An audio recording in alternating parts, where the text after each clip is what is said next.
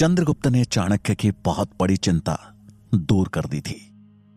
धनानंद के द्वारा मिले अपमान का बदला चाणक्य को अब इस बालक में दिख रहा था, जिसके चेहरे का तेज उसके भावी राजा बनने की गवाही दे रहा था। इससे पहले कि चाणक्य उस बच्चे से उसके परिवार, उसके कुल के बारे में पूछते, उस बच्चे ने हाथ जोड़ते हुए उनसे कहा, क्षमा करें, मुझे जाना होगा। समय पर लकड़ियां लेकर नहीं पहुंचा तो दंड निश्चित है। चाणक्य ये सुन थोड़ा चकित रह गए और उन्होंने उस बच्चे से सवाल किया, कौन देगा तुम्हें दंड? किस गुरुकुल से हो? गुरु कौन है तुम्हारा? चंद्रगुप्त ने उनकी तरफ हैरानी से देखते हुए बोला, गुरु नहीं, मेरा कोई गुरु नहीं है। मैं तो गुलाम हूं, अपने मालिक के वहां मजदूरी करता हूं। चंद्रगुप्त का जवाब सुन चाणक्य के हृदय में उसके प्रति सम्मान मानो और बढ़ गया।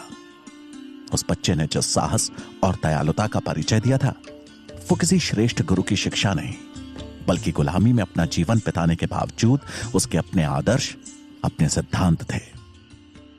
छोटे चंद्रगुप्त ने हाथ जोड़ते हुए अपनी कुल्हाड़ी उठाई और जाने लगा। चाणक्य ने उससे पूछा, कौन है तुम्हारा मालिक? मैं उससे मिलना चाहता हूं। मैं तक्षशिला विश्वविद्यालय का आचार्य हूं। मैं चाहता हूं कि तुम मेरे साथ तक्षशिला चलकर अपनी शिक्षा पूरी करो। उस बच्चे ने पास ही रखे अपने से 2 गुने वजन के लकड़ी के कट्ठर को उठाते हुए मुस्कुराकर कहा, आप तक्षशिला के आचार्य हैं? मैं भी पढ़ना चाहता था, लेकिन शायद वो मेरे भाग्य में नहीं है। आप मेरे मालिक मन्ना देव से मिल सकते हैं, लेकिन मुझे लगता है आपकी कोशिश बेकार जाएगी। यह सुन चाणक्य ने उत्सुकता से सवाल किया, क्यों? बेकार क्यों जाएगी? चंद्रगुप्त ने उत्तर दिया, क्योंकि मन्ना देव अपने गुलामों को इतनी आसानी से नहीं छोड़ते। फिर भी अगर आप प्रयास करना चाहते हैं तो मैं आपको नहीं रोकूंगा। चाणक्य उस बच्चे की बात सुनकर मुस्कुराए और बोले, चलो देखते हैं, आज तुम्हारे मालिक की जीत होगी या मेरी। ऐसा कहकर वो चंद्रगुप्त के पीछे पीछे उसके गांव की तरफ चल दिए।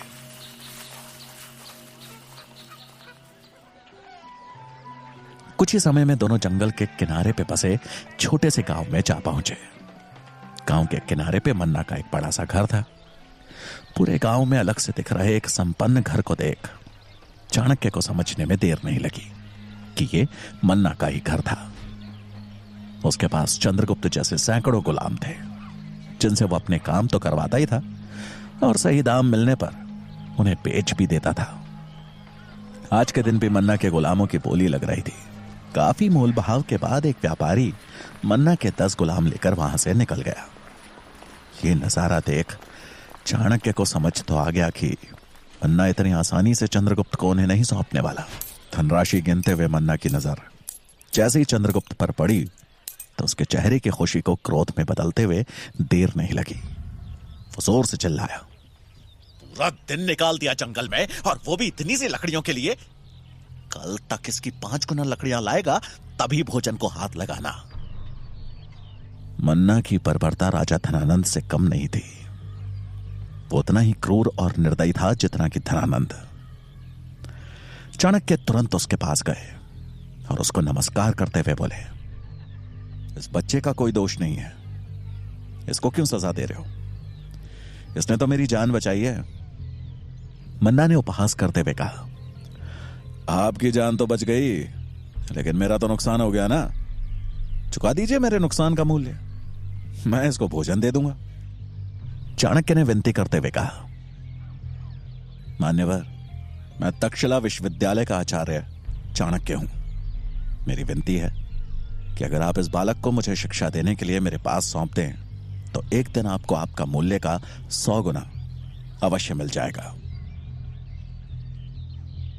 चाणक्य की बात सुन मन्ना जोरों से हंसा और बोला, व्यापारी हूं मैं, मुझे सपने ना ही दिखाएं तो बेहतर होगा।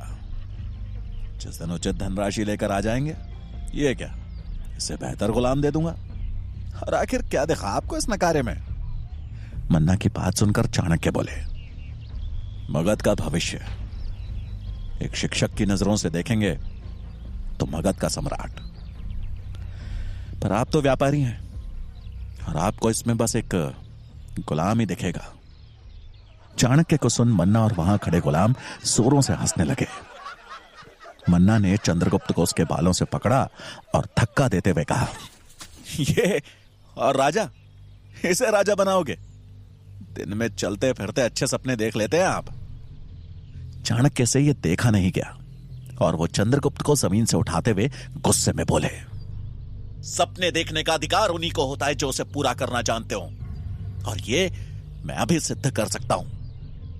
मन्ना ने कुटिल मुस्कान के साथ चाणक्य को देखा और कहा, कैसे करेंगे सिद्ध? चाणक्य ने उत्तर दिया, लड़ा लीजिए इस बालक को अपने किसी भी योद्धा से। यह विजयी हुआ तो मेरा शिष्य बनेगा, और अगर हार गया तो मैं भी आपका गुलाम बन जाऊंगा।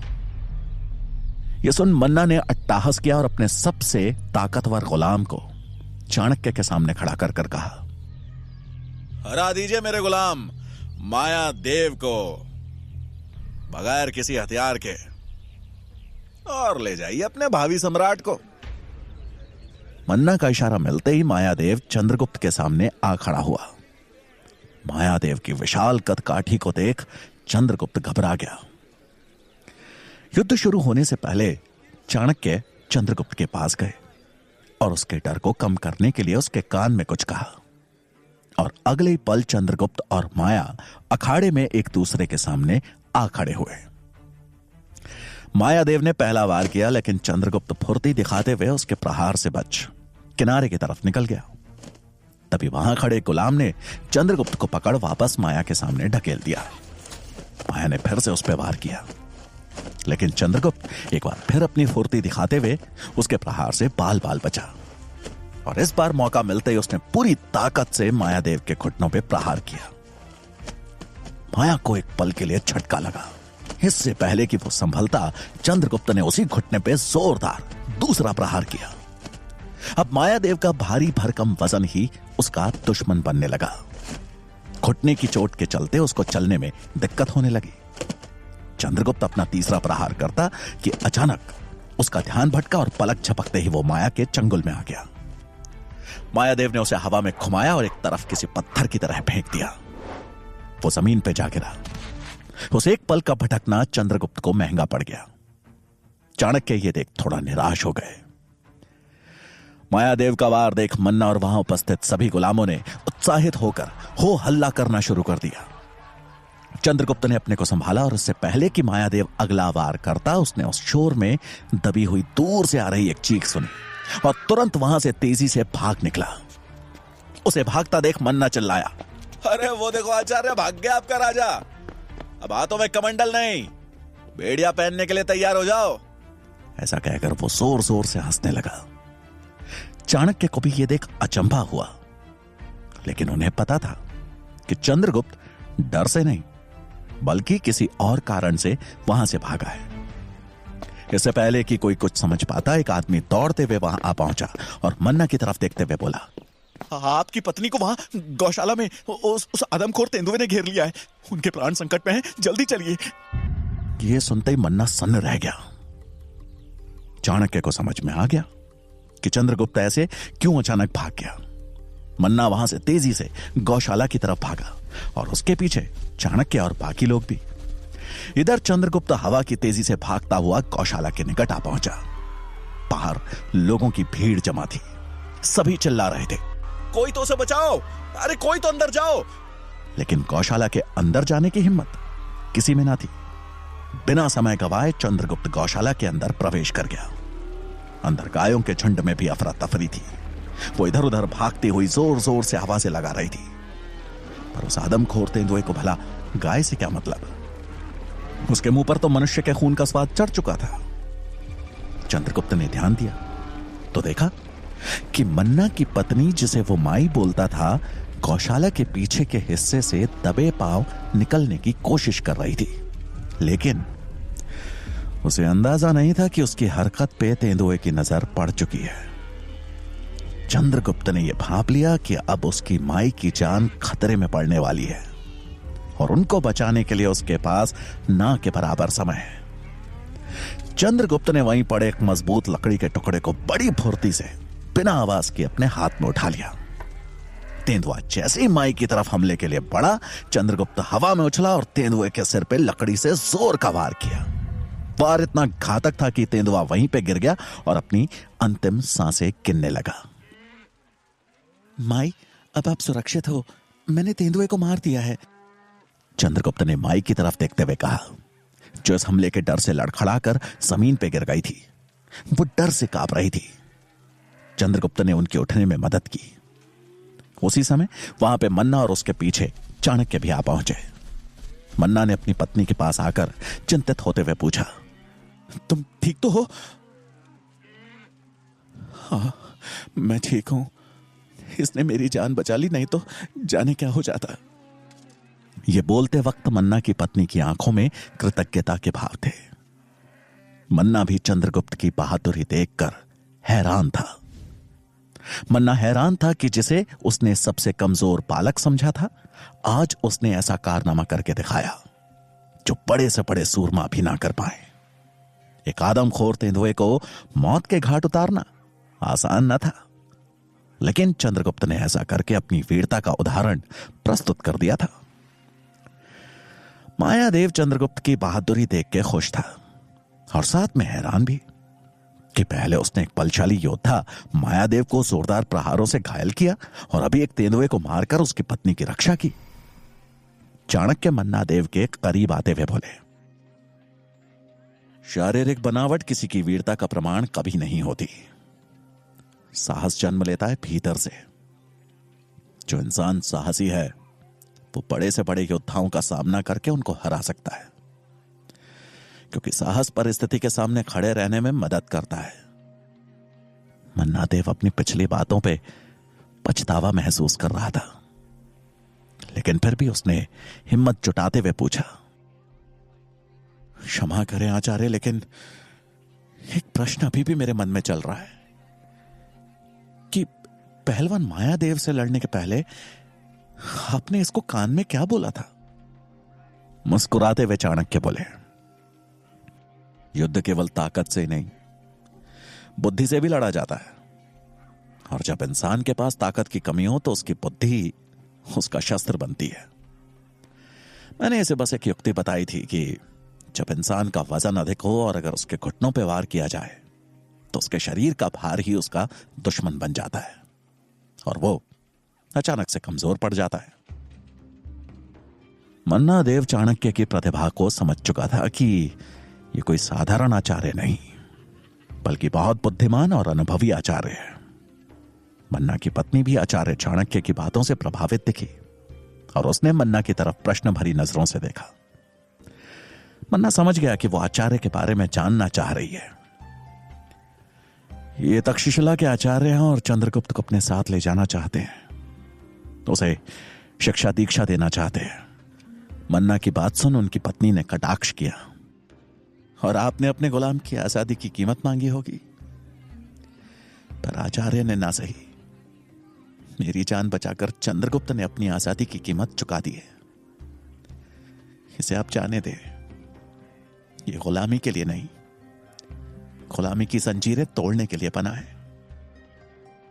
चाणक्य ने कृतज्ञता भाव से मन्ना की पत्नी की तरफ देखते हुए कहा, बहुत बहुत धन्यवाद आपका। मन्ना ने भी मनी मन इस बात को मंजूरी दे दी, क्योंकि उसे भी समझ आ रहा था कि कैसे चंद्रगुप्त ने अपनी जान पे खेल के उसकी पत्नी की जान बचाई थी। मन्ना देव, जिसके लिए अभी तक छोटा चंद्रगुप्त बस एक गुलाम था, आज उसके जाने पर भावुक हो गया। गुलामों को बेचना उसका व्यापार था, लेकिन आज न जाने क्यों करुणा ने उसके हृदय में जगह बना ली थी। चाणक्य भी ये देख द्रवित हो रहे थे। चंद्रगुप्त को जाता देख मन्ना देव की पत्नी की आंखें भर आई और उसने चंद्रगुप्त को अपने सीने से लगा लिया। एक गुलाम होने के बावजूद चंद्रगुप्त में मन्ना देव की पत्नी के प्रति करुणा और सम्मान का भाव था। दोनों पति पत्नी ने चंद्रगुप्त को ऐसे विदा किया मानो अपने पुत्र को विदा कर रहे हो। यह देख चाणक्य को अपनी पत्नी की याद आ गई। चंद्रगुप्त और चाणक्य उनसे विदा लेकर वहां से चल दिए। चाणक्य को अब तक्षशिला जाने से पहले अपनी पत्नी यशोधरा से मिलना था, जो कि कुछ समय से अपने मायके में थी। उनका मायका मगध की सीमा के समीप बसे एक छोटे से गांव में था। चाणक्य अब अपने ससुराल की तरफ चल दिए। रास्ते पे चलते हुए चाणक्य को यशोधरा की चिंता सता रही थी। उनके मन में अनेकों सवाल उठ रहे थे। अगर यशोधरा तक धनानंद के दरबार वाली खबर पहुंच गई होगी, फिर तो वो किस हाल में होगी। हो सकता है वो पाटलिपुत्र पहुंच चुकी हो। इसी उधेड़बुन में उलझे हुए वो जैसे ही अपने ससुराल पहुंचे तो उनकी चिंता को सत्य में बदलते देर नहीं लगी। यशोधरा खबर मिलते ही पाटलिपुत्र की तरफ निकल चुकी थी। यह सुन चाणक्य की चिंता और बढ़ गई। उनके लिए मगध वापस जाना तो खतरनाक था ही, लेकिन उससे भी ज्यादा चिंताजनक था यशोधरा का उनकी पत्नी के रूप में पकड़े जाना। चाणक्य के मन में बस एक ही विचार था कि मगध पहुंचकर एक बार अपनी पत्नी को सकुशल देख लें, तो फिर आगे का मार्ग तय करना उनके हाथ में था।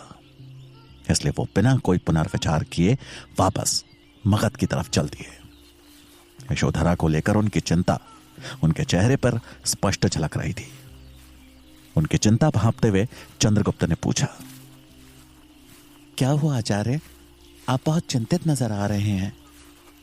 चाणक्य चंद्रगुप्त की तरफ देख एक बनावटी मुस्कान के साथ बोले, चिंता मनुष्य का साथ कभी नहीं छोड़ती, लेकिन हर चिंता का समाधान करते हुए आगे बढ़ना ही विकल्प है। यह सुन चंद्रगुप्त ने प्रश्न किया, तो आपकी चिंता का क्या समाधान है आचार्य? चाणक्य ने उत्तर देते हुए कहा, तक्षशिला जाने से पहले हमें एक बार मगध जाना है। मेरी धर्मपत्नी अभी वहीं गई है और मेरा उनसे मिलना आवश्यक है। लेकिन एक समस्या है, अगर मगध के सैनिकों ने मुझे पहचान लिया तो मृत्यु निश्चित है। मृत्यु? आपने कोई अपराध किया है क्या आचार्य? चंद्रगुप्त ने हैरानी भरे स्वर में पूछा। चाणक्य एक पल सोच में पड़ गए। धनानंद के दरबार में हुआ अपमान और अपनी शिखा को खोलने का दुख एक पल के लिए उनकी आंखों में झलक आया। अपने रोष को वश में करते हुए उन्होंने चंद्रगुप्त के प्रश्न का उत्तर दिया, अपराध धनानंद के मगध में सच एक अपराध के रूप में ही देखा जाता है। और जब मैंने राजा धनानंद का सच से सामना कराने की कोशिश की तो उन्होंने मुझे अपराधी घोषित कर दिया और देश निकासा की सजा दे दी। लेकिन उनको नहीं ज्ञात कि अगर देश प्रेम एक अपराध है तो यह अपराध मैं मरते दम तक करता रहूंगा। ये बोलते वक्त चाणक्य का चेहरा गर्व से चमक रहा था। उसके बाद उन्होंने कुछ सोचते हुए कहा, एक रास्ता है जहां से हम मगध में प्रवेश कर सकते हैं। उस द्वार पे सुरक्षा सबसे कम रहती है। ऐसा कहते हुए दोनों मगध की तरफ बढ़ चले। चाणक्य जैसे जैसे मगध के करीब बढ़ रहे थे, अपमान के रोष के साथ पत्नी की चिंता भी बढ़ती जा रही थी। मगध की सीमा के समीप ही एक जगह ठहरकर चाणक्य ने सीमा का मुआयना किया और पाया कि अब इस हिस्से पर भी सुरक्षा दुगनी कर दी गई थी।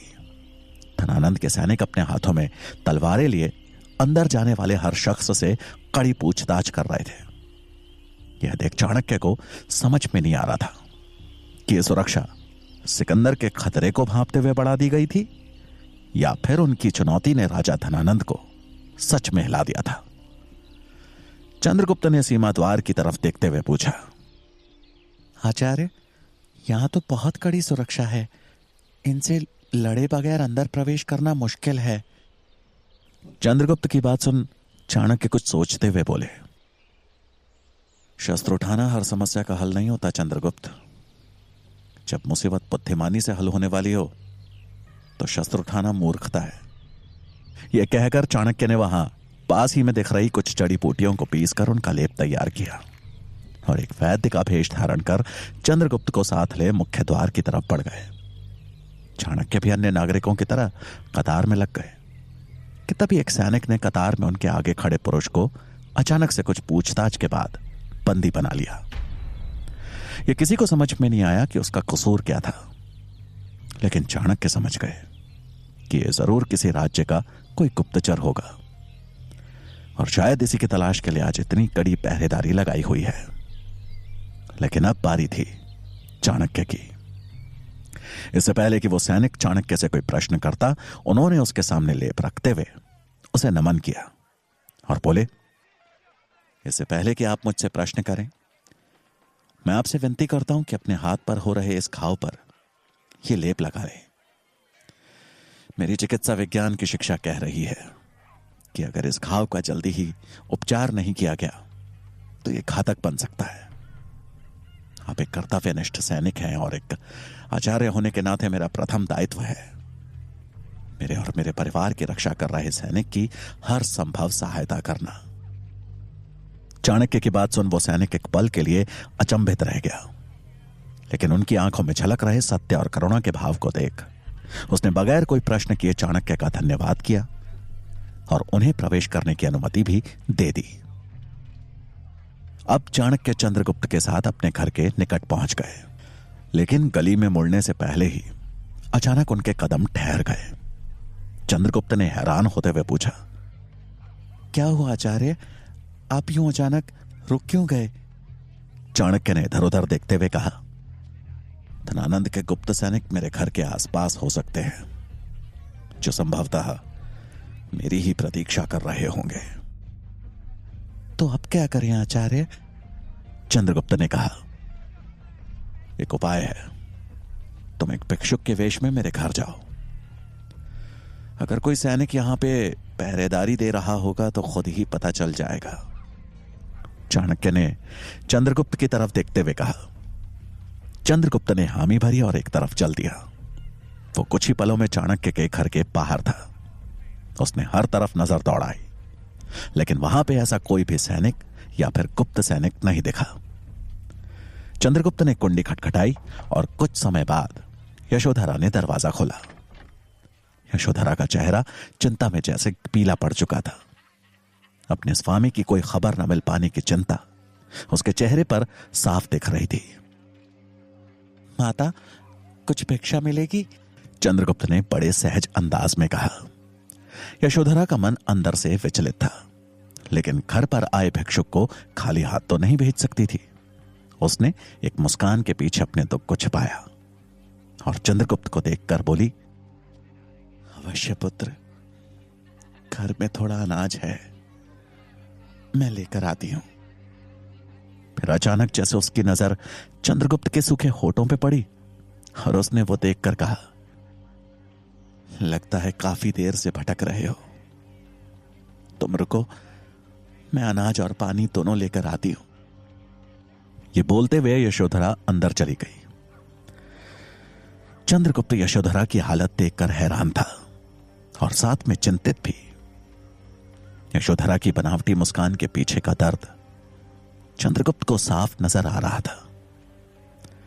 कुछ ही समय में यशोधरा एक कटोरी में अनाज और पानी लेकर दरवाजे के पास आई तो सामने खड़े चाणक्य को देखकर खुशी से पागल हो गई। उसके हाथ से पानी का लोटा छूट गया। चाणक्य भी अपनी पत्नी को सकुशल देखकर खुश थे। दोनों की आंखों में आंसू छलक आए। आप कहां थे? आप, मैं कितनी चिंतित थी, कहां चले गए थे आप? और ये बच्चा, ये आपके साथ है? यशोधरा ने अचानक से जैसे प्रश्नों की बाढ़ सी लगा दी। अपनी चिंता जताते हुए चाणक्य बोले, लेकिन तुमको यहां नहीं आना चाहिए था यशोधरा। चाणक्य और चंद्रगुप्त दोनों अंदर आए। यशोधरा ने हाथ के इशारे से थोड़ा समय मांगा और तुरंत देवी की मूर्ति को प्रणाम करते हुए उनका धन्यवाद किया। उसके बाद वो नम आंखों से चाणक्य और चंद्रगुप्त के सामने आ बैठी। चाणक्य ने अपनी पत्नी के सवालों का एक एक करके उत्तर दिया और धनानंद के दरबार में हुए अपमान और फिर चंद्रगुप्त के मिलने के बारे में सब कुछ विस्तार से बताया और फिर अंत में कुछ सोचते हुए बोले, यशोधरा, मुझे लगता है कि ज्योतिष माध्वाचार्य की भविष्यवाणी सच होने वाली है। मैं राजा तो नहीं बना, लेकिन मैंने इस बालक को राजा बनाने का प्रण जरूर लिया है और मैं इसे पूरा करके रहूंगा। उनकी खुली शिखा देख यशोधरा बोली, मुझे विश्वास है कि इस खुली शिखा को बांधने का मौका आपको अति शीघ्र मिलेगा। यशोधरा अपने पति को अच्छे से जानती थी कि अगर वो किसी चीज को ठान लेते थे तो उसे पूरा करके ही छोड़ते थे। वो भी अभी अपने पति के इस निर्णय में भागीदार थी, लेकिन सबसे ज्यादा खुशी उसे यही थी कि चाणक्य सुरक्षित थे, उसके पास थे, क्योंकि पूरे नगर और दूर गांव तक फैली अलग अलग अफवाहों ने उसकी रातों की नींद उड़ा दी थी। कुछ लोग तो कह रहे थे कि धनानंद ने किसी ब्राह्मण को मृत्युदंड की सजा सुनाई है, और कोई कह रहा था कि एक ब्राह्मण ने जब धनानंद का अपमान करने का साहस किया तो उसने उस ब्राह्मण को बंदी बना के कारागार में डाल दिया है। लेकिन आज सच को सामने से जानकर उसे तसल्ली थी, अपने पति को सुरक्षित देख उसे खुशी हो रही थी। रात को जब यशोधरा भोजन की तैयारी कर रही थी तभी चाणक्य रसोई में आए। उनके हाथ में एक प्याले में रखा गाढ़ा सा पदार्थ था, जिसे देखकर यशोधरा ने उत्सुकतावश पूछा, ये कैसी औषधि लेकर आए हैं आप? आपकी तबीयत तो ठीक है ना? औषधि नहीं, विष है ये सुनकर यशोधरा सन्न रह गई और संदेह भरे भावों में उसने पूछा, विष? लेकिन ये किस लिए स्वामी? ये चंद्रगुप्त के लिए है। एक बालक को जहर देने की बात जानकर यशोधरा के होश उड़ गए। उसे नहीं समझ आया कि चाणक्य ऐसा क्यों बोल रहे हैं। एक छोटे से बालक को इतना घातक जहर देने की बात क्यों कर रहे हैं वो?